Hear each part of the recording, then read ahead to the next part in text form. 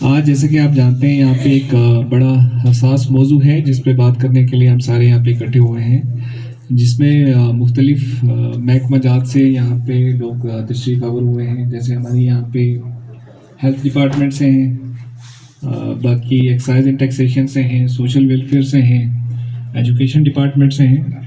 तो जब सारे डिपार्टमेंट यहाँ पे इकट्ठे होकर आपके सामने आए तो इससे आप ये अंदाज़ा तो लगा ही सकते हैं कि गवर्नमेंट इस चीज़ को लेके कितनी सीरियस है। ठीक है, और आपको उर्दू सबको समझ में आती है ना, कोई इशू तो नहीं है। जितनी मैं कश्मीरी समझ लेता हूँ उतनी आप उर्दू भी समझोगे ना। ठीक है, आ रही नहीं आवाज़ आ रही है अब? ठीक है, बस ठीक है, मेरे ख्याल से आ रही है आवाज़ सबको। तो आप लोग कितने लोग हैं जिन्होंने ड्रग के बारे में पहले भी सुना है? जिन ड्रग्स के बारे में हम यहाँ पे बात करने आए हैं, ड्रग एडिक्शन के बारे में बात करने हैं, पहले अभी कभी आपने इस चीज़ के बारे में सुना है? नहीं सुना है एडिक्शन के बारे में? या फिर आपने कोई ऐसा बंदा देखा हो जो ड्रग का शिकार हो, ड्रग एडिक्शन का शिकार हो? वो देखा है आपके अपने रिश्तेदारों में से, अपनी सोसाइटी में कहीं देखा है? तो अच्छा, ड्रग एडिक्शन जो है, जैसे पहले इन्होंने बता दिया, ड्रग एडिक्शन जो है ऐसी एक वबा है आज के टाइम में। तो सबसे ज़्यादा जो हमारे यहाँ पे ड्रग जिसका मिसयूज़ होता है, जो हमारे लिए ज़्यादा परेशानी का मामला है, वो ये है कि हीरोइन का नाम सुना होगा आपने।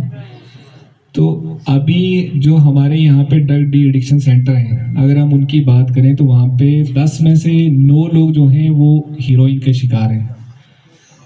ठीक है जी। तो इस पे क्या क्या वजूहात हैं कि हमारे बच्चे जो हैं वो ड्रग की तरफ चले जाते हैं, ये चीज़ आपको समझनी बड़ी ज़रूरी है। इसमें हमारी ये मैडम इशरत मैम शायद, और बाकी इन्होंने, ये मैडम मुझे नाम नहीं पता है, बड़े अच्छे से जितनी कश्मीरी मुझे समझ में आ रही थी, मुझे लगा इन्होंने हर एक एस्पेक्ट जो है वो कवर किया है। ठीक है जी। सबसे इम्पॉर्टेंट रोल है इसमें फैमिली का। फैमिली हमारे क्या होता है कि यहाँ पे फैमिली में पहले ये होता था कि इकट्ठे बैठ के लोग खाना खाया करते थे।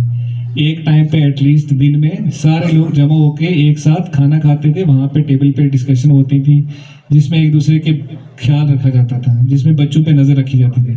लेकिन आज का टाइम ऐसा है कि अपने अपने किसी को पता नहीं है उसका बच्चा कहाँ है, बीवी कहाँ है, ठीक है जी, या बाकी फैमिली को पता नहीं है उनका हस्बैंड कब आ रहा है, घर क्या है। तो एक वो जो फैमिली का एक वो बिल्कुल रिश्ता था, वो काफ़ी हमें ब्रोकन दिखता है। आज के टाइम में आपस में एक दूसरे का एहसास की बड़ी कमी है।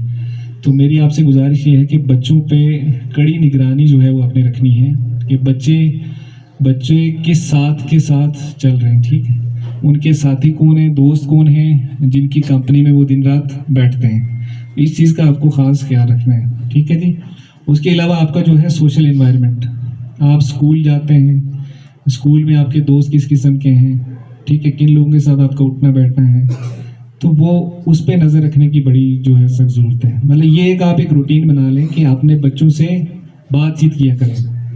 सबसे बड़ी कमी आज के टाइम में ये देखी जाती है कि जैसे दोनों पेरेंट्स जो हैं जब एम्प्लॉय होते हैं तो बच्चों को बिल्कुल वो ध्यान नहीं दे पाते। दोनों का प्रोफेशन इतने हेक्टिक हैं कि बच्चों की वो केयर नहीं कर पाते।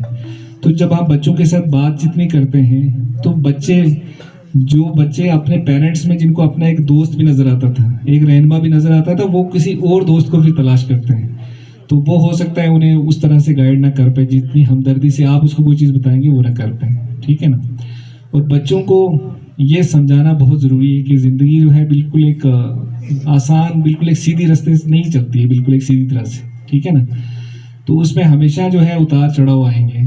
ठीक है, लाइफ में फेजेस आते हैं, कभी अच्छा फेज आ गया, कभी बुरा फेज आ गया। ठीक है ना, हमेशा। और ये हमेशा एक चीज़ याद रखनी है कि वक्त जितना भी अच्छा हो या जितना भी बुरा हो तो वो गुजर जाता है। तो बच्चों की परवरिश जो है वो आपको इस तरह से करनी है कि वो मेंटली इतने स्ट्रांग हो जाएं कि अपने जज्बात पे, इमोशंस पे जो है वो बिल्कुल काबू रखें, ताकि ज़िंदगी में अगर उनके सामने कोई चैलेंज आ जाए तो उसका वो डट के मुकाबला करें। तो जैसे आजकल आप देखेंगे इवन एग्ज़ाम में बच्चे जब फेल हो जाते हैं तो उस चीज़ को लेके भी बच्चे जो है ड्रग की तरफ चले जाते हैं। ठीक है, पहचानने के लिए मैंने आपको कहा पहचाने कैसे कि आपका बच्चा क्या ड्रग का शिकार है या नहीं है। आप अपने घर में देखिए बच्चे की जो नॉर्मल रूटीन है वो डिस्टर्ब हो जाती है। पहले मान लो बच्चा आपका सुबह 6 बजे उठता था, नमाज पढ़ता था, आजकल वही बच्चा आपका 10 बजे उठेगा, 11 बजे उठेगा। रात को जिसका 9 बजे सोने का टाइम था, उसका टाइम ही चेंज होता है, रात को कहीं 2 बजे तक जागता रहेगा। ठीक है, पहले फैमिली के साथ बड़ा घुल मिल के बात करता था, तो आज बिल्कुल फैमिली से दूर रहेगा, चुपचाप रहेगा, अपने अंदर ही खोया रहेगा।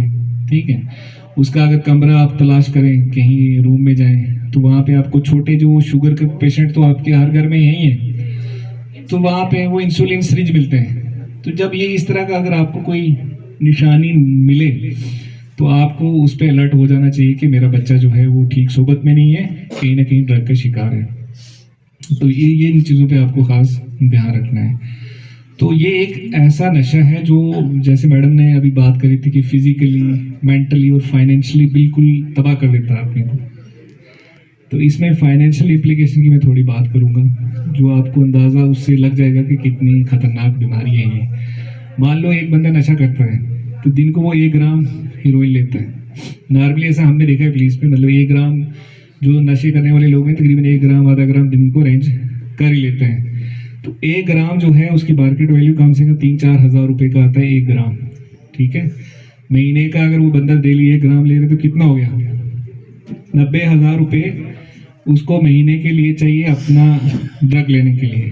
तो 90,000 मुश्किल से मेरी सैलरी भी नहीं होगी। ठीक है जी, तो कितना उसका फाइनेंशियल इम्प्लीकेशन कितने हैं। और जब उसको उतने पैसे नहीं मिलेंगे तो वो क्या करेगा, फिर चोरी करेगा। चोरी डकैती, घर में जो सामान होगा वो सारा बेचना शुरू कर लेगा। ठीक है, घर वालों को पता ही नहीं चलेगा, उनके पैसे अकाउंट से उड़ा देगा। घर से टीवी, फ्रिज, बाकी चीज़ें, गोल्ड। कई बार अभी हमारे पास इस तरह की चोरियां आ रही हैं जहाँ पे घर में बच्चा ही अपना चोरी करके तो सामान लेता है, घर वाले बाहर पे शक करते रहते हैं, तो खुद के बेटे ने जो चोरी करके अपना ड्रग जो है वो लिया। ठीक, तो इसलिए इसकी फाइनेंशियल इम्प्लीकेशन इतनी है। तो दूसरा ये है कि खाली वो इंडिविजुअल जो ड्रग में मुलव्वस है, खाली वो ही नहीं इफेक्ट होता है, उससे पूरी फैमिली पे, पूरी सोसाइटी पे उसका असर पड़ता है। हमारे पास इस तरह के कई बार इश्यूज आते हैं जहाँ पे पेरेंट्स, वालिदैन खुद आके हाथ जोड़ते हैं कि जनाब मेरे बच्चे को आप 6 महीने जेल भेज दो। तो इससे बड़ा आप सोच सकते हैं कि इससे बड़ा क्या हो सकता है।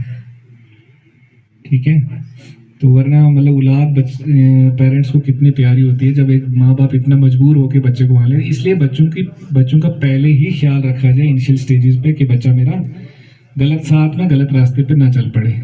ठीक, तो इसमें ये सारे महकमे जो आज इकट्ठे हुए हैं, तो इसका मकसद भी ये है कि ये एक सबकी इज्तिमाई जिम्मेवारी है।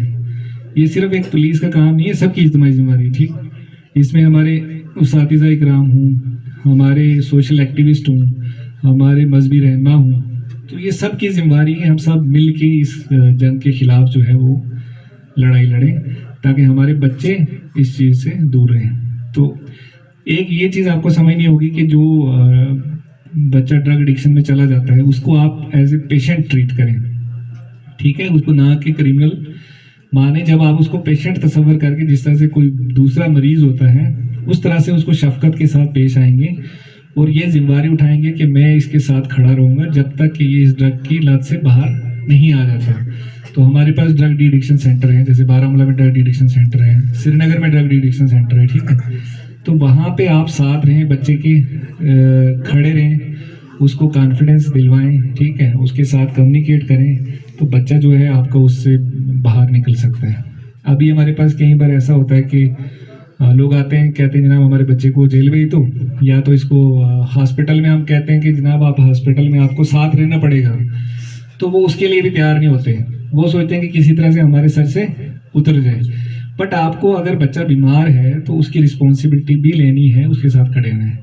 और फिर ये बात भी सच है काफ़ी हद तक कि इसमें एक बार बच्चा जो मुलव्वस हो गया, दोबारा वो कुछ देर तक इस चीज़ से बाहर रहता है, और फिर से जब उसको उस तरह का एटमॉस्फेयर मिलता है, फिर से सेम रिलैप्सिंग, वो इसी चक्कर में फिर चला जाता है दोबारा। तो इसलिए इसमें काफ़ी मेहनत लगती है। जिनके बच्चे इस राह पे चल पड़े हैं उसके लिए काफ़ी मेहनत लगेगी कि आप रेगुलरली जो है वो टच में रहें ड्रग डी एडिक्शन सेंटर के। वहाँ पे साइकोलॉजिस्ट आपको मिलेंगे, वहाँ पे डॉक्टर मिलेंगे जो बच्चे का इलाज करेंगे। ठीक है।